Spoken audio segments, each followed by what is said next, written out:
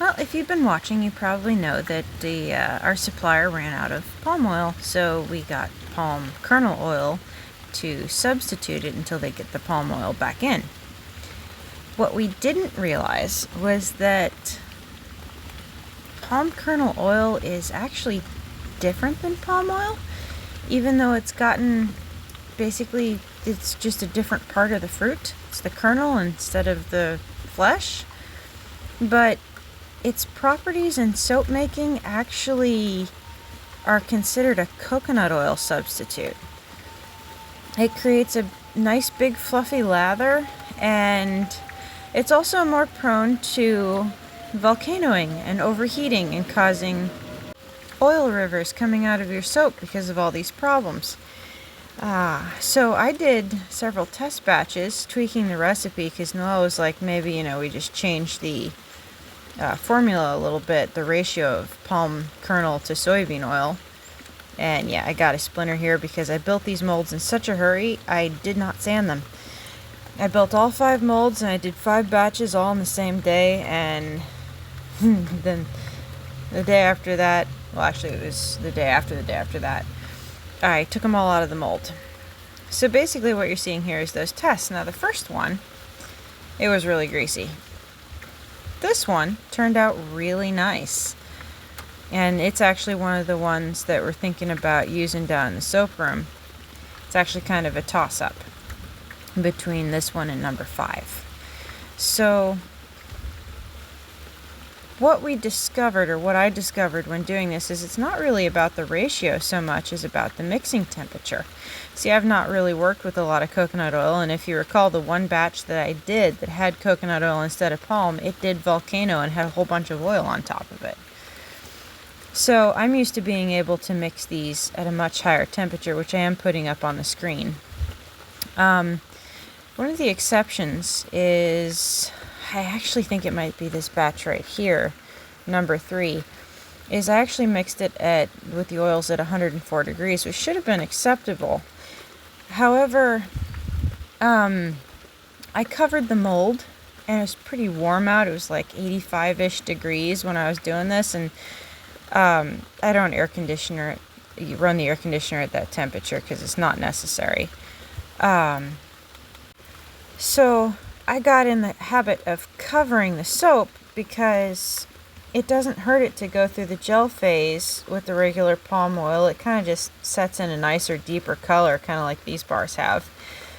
But when you cover it and it's hot outside and you're using an oil like palm kernel oil or coconut oil that creates more heat, you end up with volcanoes. And this batch here is how I discovered that. I mixed it at 180 degrees, which is not all that uncommon for a small batch. It's was never really been a problem for me. And it actually heated up so much that when it volcanoed, it literally boiled out of the mold and left me with this bowl shape. And that was just 100% palm kernel. That's how I realized what was going on. So in this recipe is a smaller version of the same recipe that I sent down to the soap room to be used. And it actually turned out, in my opinion, it turned out the best. But Noelle thinks number 2 might be just as good. But it's not that much different. And this one I mixed below 100 degrees. It was around 90. Like, I think the oils were 80 degrees and the lye was 90 degrees. So they're really close together.